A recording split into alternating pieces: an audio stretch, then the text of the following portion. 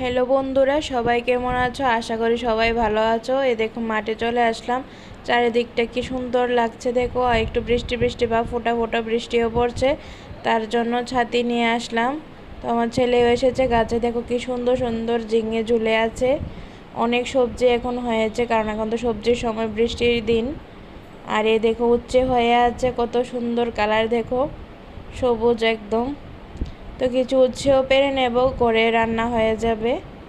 তো এটার রেসিপি করব না। এই দেখো উচ্ছে আমি পারছি পর তো কয়েকটা ছোট উচ্ছে পারলাম। তারপরে দেখো নিয়ে নিলাম কিছু ধনেপাতা, কারণ আজকে রেসিপিটাতে আমার ধনেপাতা লাগবে। তারপরে দেখো একটা বড় উচ্ছে পেলাম, তো সেটাও নিয়ে নিলাম। তারপরে দেখো আমার ছেলে একটা টমেটো গাছে পেকে আছে দেখে ও সেটাও পেরে নিল। তারপরে দেখো ভেন্ডি গাছে ভেন্ডি হয়ে আছে। এই দেখো ছোট ছোট ভেন্ডি। আবার দেখলাম গাছে একটা কলার মোচাও হয়েছে। তো তোমাদেরকে দেখালাম, পরে কোনোদিন রেসিপি করে দেখাবো বড় হলে। আর এই দেখো আমি ঝিঙেগুলি পরপর পেরে নিচ্ছি। তো চারদিক করেই লাগিয়েছে।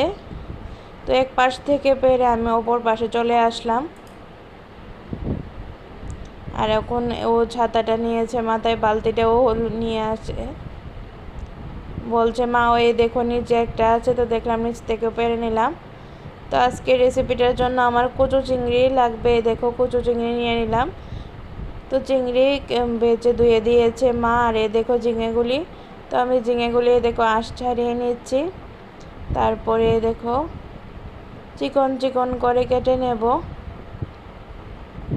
কারণ কচু চিংড়ির সঙ্গে ঝিঙেগুলি চিকন চিকন করে দিলে ভালো লাগবে।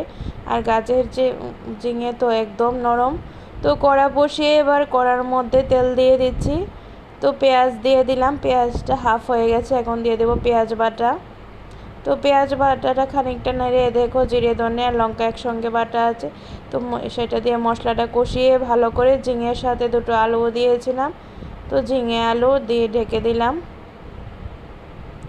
তো পেঁয়াজ দিয়ে পেঁয়াজের মধ্যে আমি নুন হলুদও দিয়ে দিয়েছিলাম, তো সেটা তোলার হয়নি। তারপরে দেখো ভালো করে সবজিটা মশলাটা কষিয়ে দিয়ে দিলাম কাঁচা লঙ্কা দিয়ে দেখো আগে ভেজে রেখেছিলাম চিংড়িগুলো। তো চিংড়িগুলো দিয়ে দিলাম, দিয়ে খানিকটা নাড়াচাড়া করে এবার দিয়ে দেবো ঝোলের জন্য জল।